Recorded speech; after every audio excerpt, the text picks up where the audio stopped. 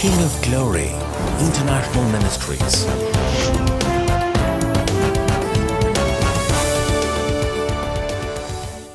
கிறிஸ்துவுக்குள் மிகவும் பிரியமானவர்களே, ஆண்டவராகிய இயேசு கிறிஸ்துவின் இனிய நாமத்தில் உங்களுக்கு என்னுடைய அன்பின் வாழ்த்துதல். ஆண்டவருடைய தயவினால் நீங்கள் சுகமாகவும் சந்தோஷமாகவும் இருப்பதற்காய் ஆண்டவருக்கு நன்றி செலுத்துகிறேன். இன்றைக்கும் நாம் எப்படி சுகம் பெறுவது என்கிற தலைப்பிலே தேவ செய்தி. இயேசு கிறிஸ்து சுகம் அளிக்கிறவர், அற்புதங்களை செய்கிறவர், அதிசயங்களை செய்கிறவர். அதை நாம் பெற்றுக்கொள்ள என்ன செய்ய வேண்டும், எப்படிப்பட்ட வாழ்க்கையை வாழ வேண்டும், அதை தான் நாம் தியானிக்க போகிறோம். நிச்சயம் கர்த்தர் உங்களுக்கு சுகம் தருவார். தேவ வார்த்தையை கேளுங்க. இன்றைக்கு நான் உங்களோடு பேசுகிற தேவ செய்தி சுகத்தை பற்றி. இன்றைக்கு நம்ம நிறைய பேருடைய சரீரத்தில் வியாதிகள், பலவீனங்கள் காணப்படுகிறது. சில நேரம் அது நம்முடைய சரீரத்தில் பிசாசின் வல்லமையினால் வரலாம். சில பாடுகள், சில பிரச்சனைகள் பிசாசின் வல்லமையினால் வரக்கூடியவைகள். சிலது இயற்கையாகவே நமக்கு வயது ஆகிறதினாலே சில பலவீனங்கள் வரலாம். சரி, எப்படிப்பட்ட பலவீனமாய் இருந்தாலும் இன்றைக்கு ஆண்டவர் சுகம் தருவார் என்று விசுவாசித்து நாம் ஜெபிக்க போகிறோம். அதற்காக சில வசனங்களை உங்கள் மத்தியிலே நான் கொண்டு வர விரும்புகிறேன். நாம் சில காரியங்களை அறிந்து நாம் ஜெபிக்கும் பொழுது தான் அற்புதங்கள் நமக்கு நடைபெறுகிறது. மார்க்கு 1வது அதிகாரம் 40வது வசனத்தில், அப்பொழுது குஷ்டரோகி ஒருவன் அவரிடத்தில் வந்து அவருக்கு முன்பாக முழங்கால் படியிட்டு, உமக்கு சித்தமானால் என்னை சுத்தமாக்க உம்மால் ஆகும் என்று வேண்டிக் கொண்டான். ஆண்டவரே, உமக்கு சித்தமானால் என்னை சுத்தமாக்க உம்மால் ஆகும். ஸோ ஆண்டவருடைய சமூகத்தில் வருகிற அந்த மனுஷன், ஒருவேளை ஆண்டவருடைய சித்தம் நான் காலமெல்லாம் குஷ்டரோகியாக இருக்கிறதோ, ஒருவேளை ஆண்டவருடைய சித்தம் நான் காலமெல்லாம் வியாதியோடு இருக்கிறதோ, அவன் மனசில் ஒரு விதமான ஒரு எண்ணம். ஸோ கடவுளுடைய சித்தம் போல இருக்குது, நாம் இப்படி குஷ்டரோகியாக இருக்கிறோம், இப்படி வியாதி உள்ளவர்களாக இருக்கிறோம், இப்படி பாடு உள்ளவர்களாக இருக்கிறோம். ஆனால் வேதம் அப்படி நமக்கு சொல்லலை. தேவனுடைய சித்தம் நாம் சுகமாக இருப்பது. ஆண்டவர் சொன்னார், எனக்கு சித்தம் உண்டு, நீ சுத்தமாக என்று சொல்லி ஆண்டவர் சுகமாக்கினார். வேதம் நாம் சுகமாக இருப்பதை குறித்து என்ன பேசுகிறது? சங்கீதம் 91 வசனம் 4-10 வரை நான் வாசிக்கிறேன். அவர் தமது சிறகுகளாலே உன்னை மூடுவார், அவர் சட்டையின் கீழே அடைக்கலம் புகுவாய், அவருடைய சத்தியம் உனக்கு, நீங்களும் வாசிங்க, பரிசையும் கேடகமுமாம்.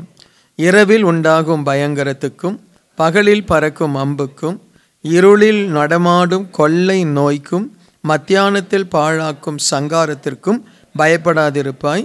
உன் பக்கத்தில் 1000 பேரும் உனது வலது புறத்தில் 10,000 பேரும் விழுந்தாலும் அது உன்னை அணுகாது. உன் கண்களால் மாத்திரம் நீ அதை பார்த்து துன்மார்க்கருக்கும் வரும் பலனை காண்பாய். எனக்கு அடைக்கலமாய் இருக்கிற உன்னதமான கர்த்தரை உனக்கு தாபரமாய் கொண்டாய். ஆகையால் பொல்லாப்பு உனக்கு நேரிடாது, வாதை உன் கோடாரத்தை அணுகாது. இந்த வசனத்தை நம்ம வாசிக்கும் பொழுது தெரிகிறது. ஆண்டவர் சொல்கிறாரு, 6வது வசனம், கொள்ளை நோய் உனக்கு வருவது தேவ சித்தம் இல்லை. ஆமீன். கொள்ளை நோய்கள் வருவது உனக்கு சித்தம் அல்ல. உனக்கு என்ன ஏற்படாதோ, வாதை உன் கூடாரத்தை அணுகாது. சொல்லுங்க, வாதை என் கூடாரத்தை அணுகாது. வாதை என் கூடாரத்தை அணுகாது. கொள்ளை நோய் எனக்கு வராது. அது தேவனுடைய சித்தம் அல்ல. ஆமீன். ஸோ தேவனுடைய சித்தம் நாம் சுகமாக இருப்பது. அல்லேலூயா. நமக்கு நல்ல ஆரோக்கியத்தை தருவது தேவனுடைய சித்தம். இன்றைக்கி நீங்கள் எந்த வியாதியில் இல்லாட்ட எந்த பலவீனத்தில் இருந்தாலும், இல்லாவிட்டால் சில பிரச்சனை, மனப்பிரச்சனை, சரீர பிரச்சனை, இல்லை ஏதோ எனக்கு ஒரு விடுதலை இல்லை, நான் ஆசீர்வாதமாக இல்லை அப்படின்னாலும், இன்றைக்கு இந்த வசனங்களை மனதில் ஆழமாய் கொள்ளுங்கள். அவருடைய சிறகுகளுக்கு கீழாய் அவர் தமது சிறகுகளாலே உன்னை மூடுவார். அவர் சட்டையின் கீழே அடைக்கலம் புகுவாய். அவர் சத்தியம் உனக்கு பரிசையும் கேடகமும் ஆகும். ஸோ ஆண்டவருடைய சிறகுக்கு கீழாய் அப்படின்னு சொல்லும் பொழுது தேவனை அண்டி, ஆண்டவரே உங்கள் அடைக்கலம், உங்கள் வல்லமை, உங்கள் பாதுகாப்பு, உங்கள் அபிஷேகம் எனக்கு வேணும்னு சொல்லி ஆண்டவருடைய அந்த வல்லமைக்கு நம்மை ஒப்பு கொடுத்து, நீங்கள் எனக்கு வேணும், உங்கள் வல்லமை எனக்கு வேணும், உங்கள் சுகம் எனக்கு வேணும் என்று சொல்லி ஒவ்வொரு நாளும் அவருடைய சிறகுகளுக்கு கீழே நாம் வரணும். நான் அந்த சிறகுகளுக்கு கீழே தான் இருக்கிறேன், இருந்தாலும் ஆண்டவருக்கு என்ன சொல்லுங்க, அந்த சிறகுகளுக்கு கீழாக இருப்பதை ஆண்டவருடைய சமூகத்தில் நன்றி சொல்லி அதை புதுப்பியுங்க.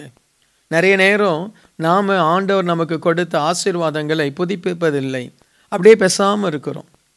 என்ன ஒரு தேங்க்ஸ் கூட சொல்கிறதில்லை. என்ன ஆண்டவர் எவ்வளவோ நன்மை செய்திருப்பார், அதில் சும்மா உட்கார்ந்துட்டு சும்மா ஒன்றுமே இல்லாமல் அமைதியாக இருப்போம். இன்னும் ஆண்டவருடைய கடமை நம்மளை காப்பாற்றணும், ஆண்டவருடைய கடமை நமக்கு நன்மை செய்யணும் அப்படி என்பதை போல நாம் ஒரு உணர்வு இல்லாமல் இருப்பது தான் அநேக நேரம் ஆண்டவருடைய அந்த ஆசீர்வாதம் நம்மை விட்டு விலகுவதற்கு காரணம்.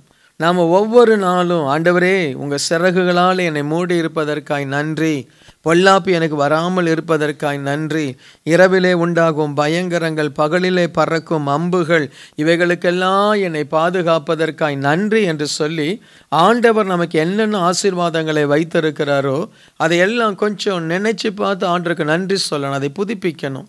அது எப்படின்னா, ஃப்ரிட்ஜிலேருந்து எடுத்து அப்படியே நாம் சாப்பிட்றதில்ல, இல்லை, கொஞ்சம் என்ன செய்கிறோம், சூடு பண்ணி சாப்பிட்றோம். என்ன ஃப்ரிட்ஜில் இருந்து அப்படியே ஃப்ரீசர்லேருந்து அப்படியே எடுத்து சாப்பிட்றோமா? இல்லை. ஸோ என்ன செய்கிறோம், சில பொருட்களை சற்று அதை சுட வைத்து திரும்ப அதை பக்குவப்படுத்துகிறோம். அதே மாதிரி சில ஆசீர்வாதம் வரும் பொழுது எவ்வளோ நன்றி சொல்லியிருப்போம். வேலையே இல்லை, திடீர்னு ஆண்டவர் வேலையை கொடுக்கும் பொழுது எவ்வளோ நன்றி சொல்கிறோம். ஆனால் அதே வேலையில் இருக்கும் பொழுது அதை மறந்துடுறோமே. நான் சொல்லுறது விளங்குதா உங்களுக்கு? ப்ரைஸ் சொல்லணும். அந்த முதல் சம்பளம் வாங்கும் பொழுது எவ்வளோ நன்றி சொல்கிறோம். ஆனால் அதுக்கப்புறம் சம்பளங்கள் வந்துட்டே இருக்குது, மாதம் மாதம் சம்பளம் வருது, மறந்துடுறோமே. அந்த அந்த இருதயம் இல்லையே. ஆண்டவரே எனக்கு வேலை இல்லாமல் இருந்த பொழுது எனக்கு வேலை கொடுத்தீரே, உமக்கு நன்றி, உமக்கு ஸ்தோத்திரம். என்ன நான் எவ்வளோ ஒரு பலவீனமாக இருந்தேன், நடக்க முடியாமல் இருந்தேன், இப்போ நடக்க வைக்கிறீங்களே, உமக்கு ஸ்தோத்திரம். அப்பப்போ அந்த காலை எடுத்து வைக்கும் பொழுது நன்றி. ஆண்டவரே குழந்தை இல்லாமல் இருந்தேன், எனக்கு ஒரு குழந்தையை கொடுத்தீங்களே, அந்த குழந்தையை பார்க்கும் போதெல்லாம் ஆண்டவரே உமக்கு நன்றி. ஸோ நிறைய நேரம் அதை செய்கிறதில்ல, வி டேக் இட் கிராண்டட். ஆண்டவர் கொடுத்துட்டார், அவ்வளவுதான். அந்த ஒரு 5 நிமிஷம் என்னைக்கோ ஒரு நாள் அந்த வேலை கிடைக்கும் பொழுது ஒரு 5 நிமிஷம் ஜெபம் பண்ணோம். நிறைய பேர் தங்கள் ஆசீர்வாதத்தை இழந்து போவதற்கு காரணமே தேவனுக்கு தொடர்ந்து நன்றி சொல்லாமல் இருப்பது. அல்லேலூயா. தேவனை தொடர்ந்து உணர்ந்து பார்க்காமல். எத்தனை பேருக்கு லைஃப்பில் சில நேரத்தில் பார்த்தீங்கன்னா வேலை போய் வேலை வரும், வேலை போய் வேலை வரும். ஸோ அதனால் நீ என்ன செய், ஆண்டவரை தயவாய் பிடித்துக்கொள். ஆண்டவரே நீங்கள் கொடுத்த நன்மைகளுக்காய் நன்றி. ஆண்டவருடைய பரலோக சித்தம் சொல்லுகிறது நீ சுகமாக இருப்பது தான் தேவ சித்தம். அல்லேலூயா. சரி, வசனங்கள் என்ன சொல்லுது, இதெல்லாம் நீங்கள் மனசில் வைக்கணும். எனக்கு ஒரு விடுதலை வேணும், எனக்கு சுகம் வேணும். 3 யோவான் 1வது அதிகாரம் 2வது வசனம். பிரியமானவனே, உன் ஆத்துமா வாழ்கிறதை போல நீ எல்லாவற்றிலும் வாழ்ந்து எப்படி இரு, சுகமாக இருக்கும்படி வேண்டுகிறேன். பிரியமானவனே, உன் ஆத்துமா வாழ்வது போல் நீ எல்லாவற்றிலும் வாழ்ந்து சுகமாயிரு.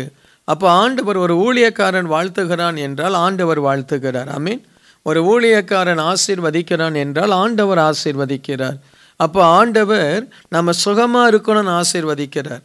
ஆனால் அதில் ஒரு மறைமுகமாய் ஒரு ரகசியம் இருக்கிறது. உன் ஆத்துமா வாழ்கிறதை போல. Price the Lord.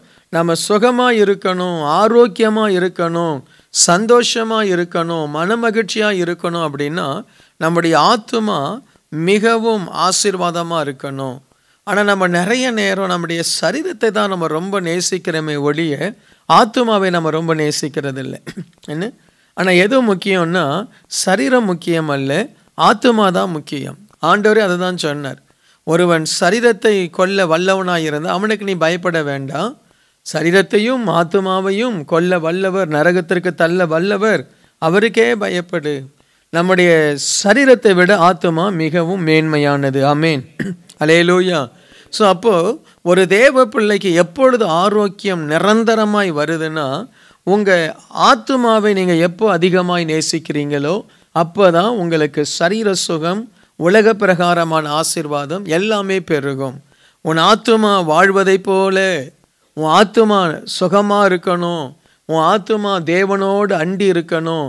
தேவனுடைய பிரசன்னத்தினால், வல்லமையினால் உங்கள் ஆத்துமா நிரம்பினால் உங்களுடைய சரீர தேவைகள் எல்லாம் ஆண்டவர் அற்புதமாய் சந்திப்பார். அல்லேலூயா, அல்லேலூயா.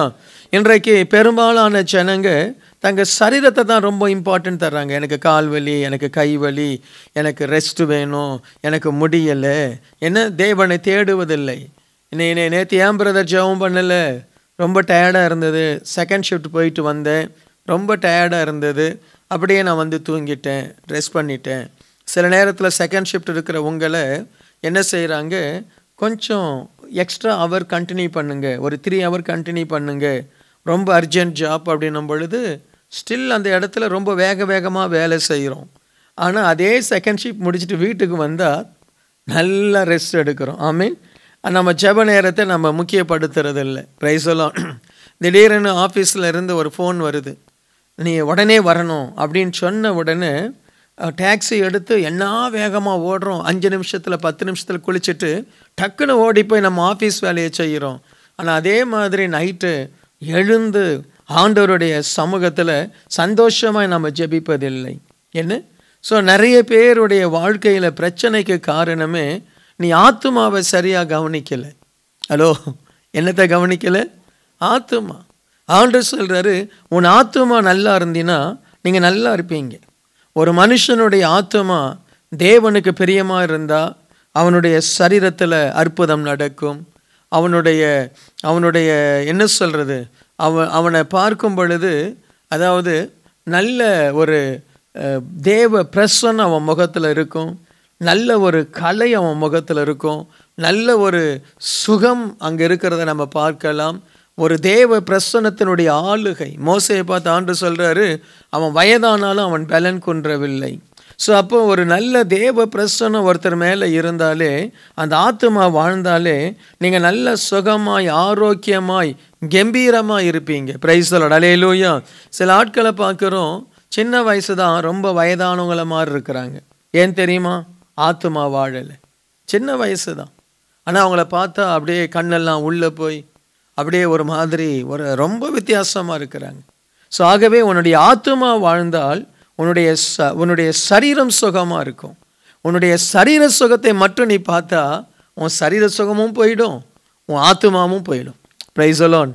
ஸோ நீங்கள் தான் டிசைட் பண்ணணும், என்னுடைய ஆத்துமா வாழ்ந்தால்.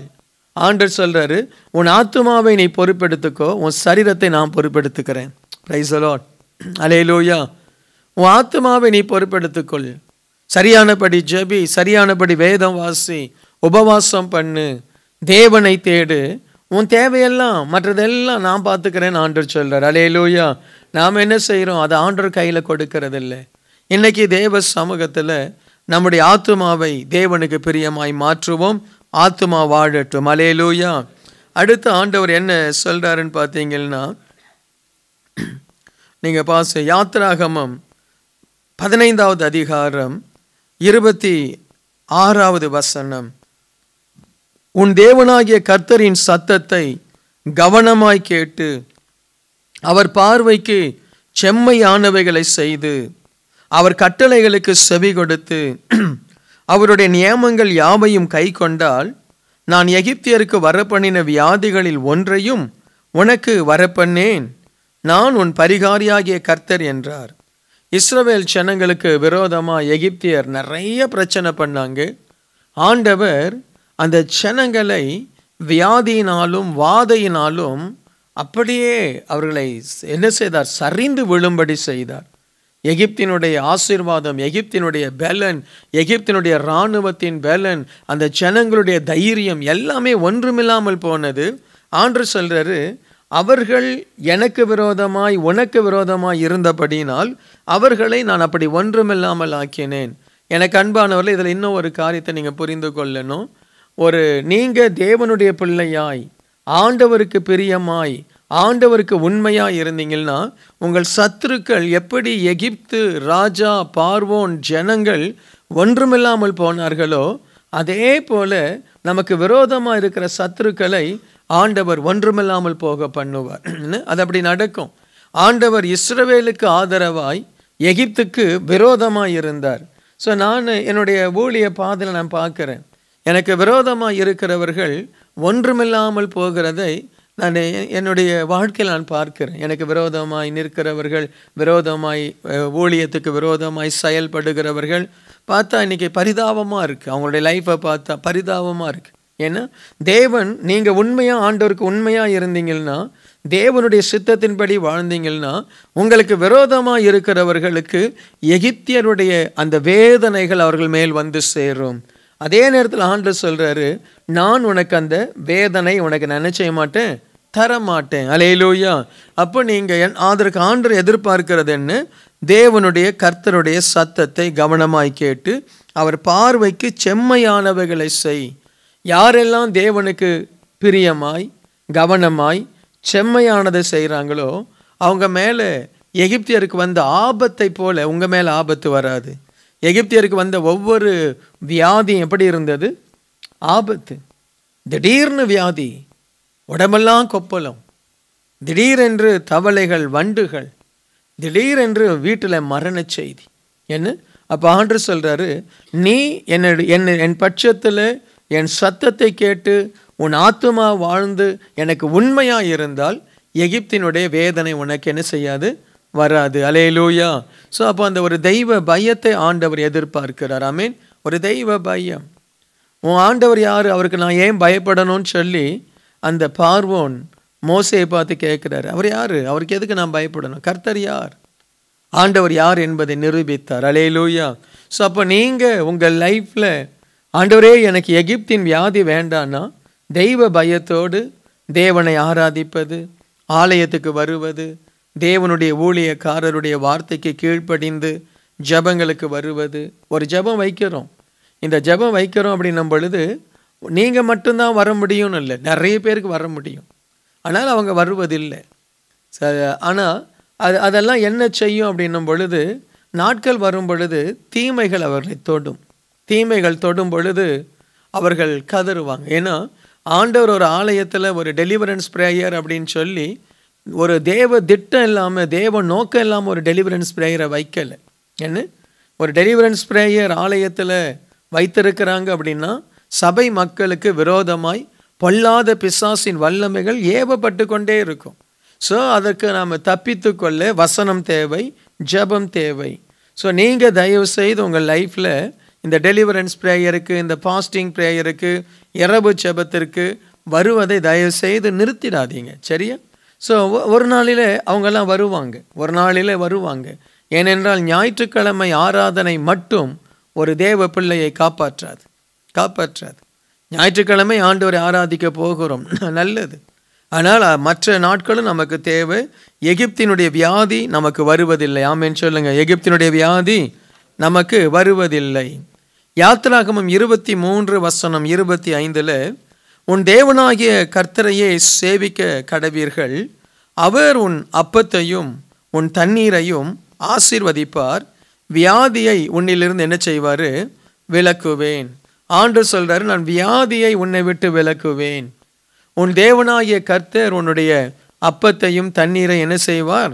ஆசீர்வதிப்பார். வியாதிக்கு காரணமே அப்பமும் தண்ணீரும் தான். Price the Lord. என்ன? அப்பமும் தண்ணீர் அப்படின்னும் பொழுது நம்ம என்ன சாப்பிட்றோம், என்ன குடிக்கிறோம், அதுதான் ஒரு மனுஷனுக்கு ஆரோக்கியத்தை, இல்லாவிட்டால் வியாதியை கொண்டு வரும். சில இடங்களில் நல்ல தண்ணி இல்லை, அதனால் என்ன ஆகுதுன்னா கிட்னி ஃபெயிலியர். சில கிராமங்களில் சில இடத்துலலாம் பார்த்திங்கன்னா பொதுவாக அந்த பகுதியிலேயே நிறைய பேருக்கு கிட்னி ஃபெயிலியர் ஆகிட்டே இருக்கும். அது என்னன்னு கண்டுபிடிச்சா சொல்லுவாங்க, இந்த பகுதியில் தண்ணி சரியில்லை, அந்த தண்ணியில் பலவிதமான தேவையில்லாத அந்த மெட்டீரியல்ஸ், அயன் இல்லாட்ட செம்பு இதெல்லாம் கலந்துருக்கு தண்ணியில். ஸோ அதனால் ஒரு தூய தண்ணி இல்லை, அவங்களுடைய சரீரம் பாதிக்குது. ஆண்டவராகிய தெய்வம் நமக்கு நல்ல ஆகாரத்தை நமக்கு ஆண்டவர் தருவது ஒரு பெரிய ஆசீர்வாதம். அந்த ஆகாரம் ஆசீர்வதிக்கப்பட்டிருக்கணும். உன்னுடைய அப்பமும் தண்ணீரும் ஆசீர்வதிக்கப்படணும். நம்முடைய அப்பமும் தண்ணீரும் ஆசீர்வதிக்கப்பட தேவனுடைய ஆலயத்தில் தேவ பிள்ளைகள் தங்களுடைய அப்பத்தையும் தங்களுடைய கனிகளையும் கொண்டு வரணும்னு சொல்லி வேதம் சொல்லுது. இன்றைக்கி நிறைய வித்தியாசமான உபதேசங்கள், நீங்கள் தசம பாகம்லாம் தர வேண்டாம் அப்படியெல்லாம் சொல்கிறாங்க. ஆனால் ஒரு தசம பாகம் தராத ஒரு குடும்பத்தின் அப்பமும் தண்ணீரும் ஆசீர்வதிக்கப்படாது. என்ன, ஒரு குடும்பத்தில் நீங்கள் சாப்பிட்ற அப்பமும் தண்ணீரும் ஆசீர்வதிக்கப்படணும் அப்படின்னும் பொழுது கர்த்தருக்குன்னு சொல்லி அந்த அப்பமும் தண்ணீரும் கொடுக்கப்படணும். பிரைஸ் தி லார்ட், அல்லேலூயா. கர்த்தருக்கு கொடுக்கப்படணும். ஆண்டவர் எலியாவை அனுப்பும் பொழுது ஒரு சின்ன அப்பத்தை எலியாவுக்கு அந்த தாயார் கொடுத்தாங்க. சின்ன அப்பன்னு சொல்ல முடியாது, அதில் 3 ஷேர் பண்ணி சாப்பிட்றாங்க. 2 பேர் சாப்பிட வேண்டியதை 3 ஷேர் பண்ணி சாப்பிட்றாங்க. 30% எடுத்து ஒரு தேவ ஊழியக்காரனுக்கு கொடுக்குறாங்க. ஆண்டவர் அந்த பஞ்சகாலம் முழுவதும் அவருடைய அப்பத்தை ஆசீர்வதித்தார். Price the Lord. சில நேரத்தில் வியாதி ஏன் வருது? சரியான போதுமான சத்து நம்முடைய ஆகாரத்தில் இல்லை. தேவனுடைய ஆசீர்வாதம் நம்முடைய ஆகாரத்தில் இல்லை. தேவன் மனதார நம்முடைய அப்பத்தையும் தண்ணீரையும் ஆசீர்வதிக்கலை. சிலருடைய ஆகாரம், சிலருடைய அப்பமும் தண்ணீரும் சாபம் கலந்துருக்கு. சிலருடைய அப்பத்திலையும் தண்ணீர் என்ன கலந்துருக்கு? சாபம் கலந்துருக்கு. அது எப்படி சொல்கிறது? லஞ்சம் வாங்கி சாப்பிட்றது, மற்றவன் பொருள் அநியாயமாக வாங்கி சாப்பிட்றது, ஏமாற்றி வாங்கி சாப்பிட்றது. என்ன, ஏமாற்றி வாங்கி சாப்பிட்றது. அதனால தான் நான் அடிக்கடி சொல்லுவேன், இந்த ஏஜென்ட் வேலை செய்கிறவங்கெல்லாம் உங்கள் அப்பமும் தண்ணீரும் ஆசீர்வதிக்கப்படணும்னா சரியானபடி அந்த ஏஜென்ட் கமிஷன் எடுக்கணும். நிறைய நேரம் இந்தியாவிலேருந்து சில ஆட்களை கொண்டு வராங்க, சாதாரண வேலை. அது ஏன் தான் அந்த தம்பிமாருங்க வர்றாங்களும் தெரியல. 5 லட்சம் என்ன $10,000 கொடுத்து இங்கே வேலைக்கு வராங்க. அந்த ஏஜென்ட்ஸ் $10,000 வாங்குறாங்க. அவனுக்கு ஒரு நாளைக்கு சம்பளம் $18, ஒரு மாதம் $600-700 கூட வர்றதில்லை. அதுவே என்ன செய்கிறாங்க, அவன் அந்த கான்ட்ராக்ட் முடிகிறதுக்குள்ளேயே சிலர் வீட்டுக்கு அனுப்பிச்சிடுறாங்க. 1 வருஷம் பர்மிட், இல்லாட்ட 2 வருஷம் பர்மிட். அவன் 2 வருஷத்தில் அந்த பணத்தை அவனால் சம்பாதிக்கவே முடியாது. அதை முடித்து அவன் அப்படியே போகிறான் பாருங்க. அந்த பணத்தை, அந்த $10,000 வாங்கி சாப்பிட்ற அநியாயமான ஒரு ஏஜென்ட் ஃபீஸ் வியாதியை தான் கொண்டு வரும், வேறு என்னத்தை கொண்டு வரும்? என்ன? ஸோ உன்னுடைய அப்பமும் தண்ணீரும் ஆசீர்வதிக்கப்பட்ட அப்பமும் தண்ணீரா? இன்னும் நான் கொஞ்சம் டீப்பாக போகணுன்னா, உன்னுடைய பெற்ற தாய் தகப்பனை இல்லாட்டா உன்னுடைய மாமியார் மாமனாரை பசியாக போட்டுட்டு அவங்களுக்கு நல்ல ஆகாரம் தராமல் உன் பிள்ளைக்கு நீ மெக்டொனால்டும் KFCயும் நெய் சோறும் என்ன பிரியாணியை நீ வாங்கி தர, அதில் ஸ்டில் சாபம் இருக்கும். ஏன்னா நீ அப்பா அம்மாவை கவனிக்கலையே. ஹலோ, அப்போது உன் பிள்ளைக்கு என்ன தண்ணி தர? வியாதி, சாபம். ஆண்டவர் சொல்கிறாரு, நான் உன் அப்பத்தையும் தண்ணீரையும் ஆசீர்வதிக்கணும் அப்படின்னா அது பரிசுத்தமான ஆகாரமாக இருக்கணும். அல்லேலூயா. என்ன ஆகாரமாக இருக்கணும்? பரிசுத்தமான ஆகாரமாக இருக்கணும். நீ மாமியாரை கவனிக்கலை, நீ அப்பா அம்மாவை கவனிக்கலை, மாமனாரை கவனிக்கலை. ஸோ நீ சாப்பிட்ற சாப்பாடு ஆரோக்கியமான ஆகாரம் இல்லை. அல்லேலூயா. நீ நியூட்ரிஷன் பிளான் படி காலையில் இதை தான் சாப்பிட்ணும், மதியானம் இதை தான் சாப்பிடணும், நைட் இதை தான் சாப்பிடணும், நான் ரொம்ப டயட்டு இல்லை, அது ஆசீர்வாதமான ஆகாரம் இல்லை. முதல்ல இன்றைக்கி போய் யார் யாருக்கு பணம் அனுப்பணுமோ பணத்தை அனுப்பிட்டு நைட்டு சாப்பிடுங்க. உங்கள் அப்பத்தையும் தண்ணீரையும் ஆண்டவர் ஆசீர்வதிப்பார். சத்தமாக ஒரு ஆமென் சொல்லுங்க. இதை நான் கீழ்ப்படியில் அப்படின்னும் பொழுது நிச்சயமாகவே, ஏன்னா என்னுடைய பிரசங்கம் வெரி ஷார்ப். நான் யாருக்காகவும் என்னுடைய பிரசங்கத்தை நான் மாற்ற முடியாது. நீ இதை செய்யாத பட்சத்தில் நீ சாப்பிட்ற சாப்பாடு சாபம். நீ சாப்பிட்ற சாப்பாடு என்ன? சாபம். மனம் திரும்பி தான் ஆகணும். நீ கிங் ஆஃப் க்ளோரியில் இருந்தால் மனம் திரும்பி தான் ஆகணும், இல்லாட்டா சர்ச்சை மாற்றிக்கோ. அதுதான், வேறு வழியே இல்லை. Price the Lord. ஒன்று மனம் திரும்பி, இல்லாட்ட என்ன செய்யும் சொல்லுங்க? சர்ச்சை மாற்றிக்கும். ஆமென். அல்லேலூயா. ஆண்டவர் சொல்கிறாரு, உன்னுடைய அப்பத்தையும் தண்ணீரை நான் ஆசீர்வதித்தால் தான் உனக்கு சுகம் வரும், உனக்கு வியாதி வராது. அல்லேலூயா. நிறைய நேரம் நம்ம வியாதிக்கு காரணம் என்ன? ஒருவேளை மனைவியுடைய அப்பா அம்மாவாக இருக்கலாம். நீ சொல்லக்கூடாது, என் கடமை இல்லை, நான் என் அப்பா அம்மாவை தான் நான் பார்ப்பேன். என்ன? அவங்க அப்பா அம்மா நான் பார்க்க மாட்டேன். உன் மனைவியினுடைய இருதயம் எவ்வளவு உடையும். அம்மாவுக்கு சாப்பாடு இல்லாமல் அந்த மகள் இங்கே சாப்பிட முடியுமா என்ன? ஸோ அது நம்முடைய கடமை. 2 பேர் பக்கமும் நம்ம பாதுகாக்க வேண்டியது, அவங்க தேவையை சந்திக்க வேண்டியது. பிரைஸ் சொல்லுவீர்கள். அல்லேலூயா. தேவனால் கூடாதது ஒன்றுமில்லை. எழுந்து நின்று ஜெபம் பண்ணலாமா? அது என்ன காரியம்? இந்த சுகம் என்று மட்டும் இல்லை, விடுதலை. குமாரன் உங்களை விடுதலையாக்கினால் மெய்யாகவே விடுதலை ஆவீர்கள். பரிசுத்த ஆவியானவர் எங்கே அங்கே என்ன உண்டு? விடுதலை உண்டு. நல்ல ஆண்டவருடைய சமூகத்தில் ஸ்தோத்திரம் பண்ணி, ஆண்டவரே உங்கள் வல்லமை இறங்கட்டும். அன்பானவர்களே, ஆண்டவருடைய வார்த்தையை கேட்டீர்கள். நாம் சுகம் பெற்றுக்கொள்ள தேவனை நோக்கி கூப்பிட வேண்டும், ஜெபிக்க வேண்டும். நாம் சாப்பிடுகிற அப்பம், நாம் சாப்பிடுகிற அந்த ஆகாரம் சாபம் இல்லாத, பாவம் இல்லாத, அநியாயம் இல்லாத, துரோகம் இல்லாத ஆகாரமாக இருக்க வேண்டும். தேவனுடைய வார்த்தையை கேட்டீர்கள். ஜெபிப்போம். நல்ல தகப்பனே, எங்கள் அன்பு ஆண்டவரே, உம்மை நோக்கி பார்க்கிற ஒவ்வொருவரும் ஆறுதலையும் சுகத்தையும் சந்தோஷத்தையும் பெறுவது நிச்சயம். இன்றைக்கு உம்முடைய பிள்ளைகளுக்கு நல்ல உபதேசத்தை கொடுத்திருக்கிறீரப்பா. ஒரு சாபமான ஒரு ஆகாரத்தை சாப்பிட்டால் எங்கிருந்து சுகம் வரும்? ஆண்டவரே, பரிசுத்தமான ஆகாரத்தை உண்மையாய் உழைத்து, ஆண்டவரே நாணயமாய், ஆண்டவரே நேர்மையாய் சம்பாதித்து சாப்பிடுகிற ஆகாரம்தான் சுகத்தை கொடுக்கும். இன்றைக்கு இதை உம்முடைய பிள்ளைகள் புரிந்து கொள்ளட்டும், ஜெபிக்கட்டும், கடினமாய் உழைக்கட்டும், ஆசீர்வாதமாய் மாறட்டும். இவர்கள் இந்த சத்தியத்தின்படி நடக்கும் பொழுது எப்பேற்பட்ட வியாதியாய் இருந்தாலும் இயேசுவின் நாமத்தினால் அது சுகமாகும். பாவத்தோடு சாபத்தோடு நாங்கள் வாழ்கிற வாழ்க்கை தான் வியாதிகளையும் போராட்டங்களையும், ஆண்டவரே சாபங்களையும் எங்கள் வாழ்க்கையில் கொண்டு வந்து விடுகிறது.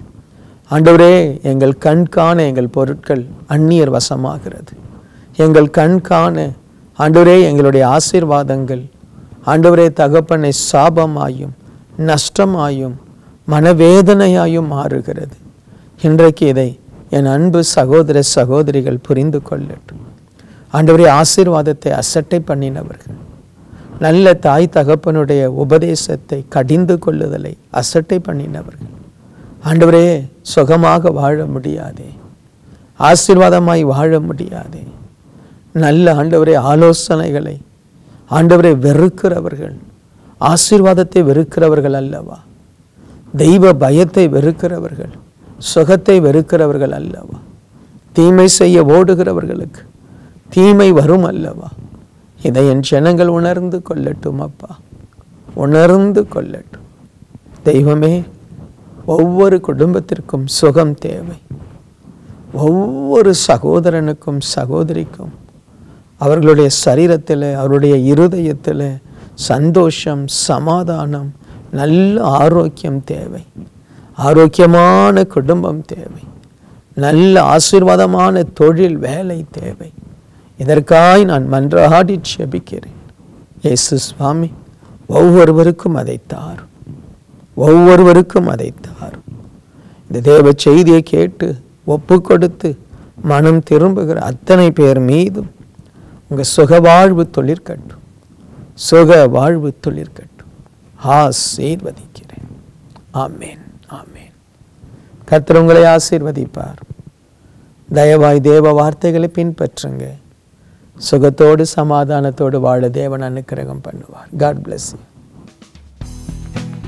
அன்பார்ந்த நேயர்களே, இந்நிகழ்ச்சியின் மூலம் நீங்கள் பெற்றுக்கொண்ட ஆசீர்வாதங்களை எங்களோடு பகிர்ந்து கொள்ளுங்கள். உங்களுடைய தெளிவான முகவரி மற்றும் தொலைபேசி எண்ணோடு சேர்த்து எழுதி அனுப்ப வேண்டிய முகவரி: கிங் ஆஃப் க்ளோரி, எண் 4, new salt colony, Tiruchendur road, Thoothukudi 628001. உங்கள் ஜெபத் தேவைகளுக்கு எங்களை தொடர்பு கொள்ள வேண்டிய தொலைபேசி எண்கள் 0414200675 மற்றும் 8220014177. நீங்கள் இந்த ஊழியத்தை தாங்க விரும்பினால் உங்கள் காணிக்கைகளை கிங் ஆஃப் க்ளோரி என்ற பெயருக்கு காசோலையாகவோ அல்லது டிமாண்ட் டிராஃப்டாகவோ அனுப்பலாம். எங்கள் account number 12021 95 bank Karur Vysya bank, branch Thoothukudi, IFSC code KVBL 0001202. தயவு செய்து உங்கள் தசம பாகங்களை எங்களுக்கு அனுப்ப வேண்டாம், அது உங்கள் சபைக்குரியது. தேவன் உங்களை ஆசீர்வதிப்பாராக.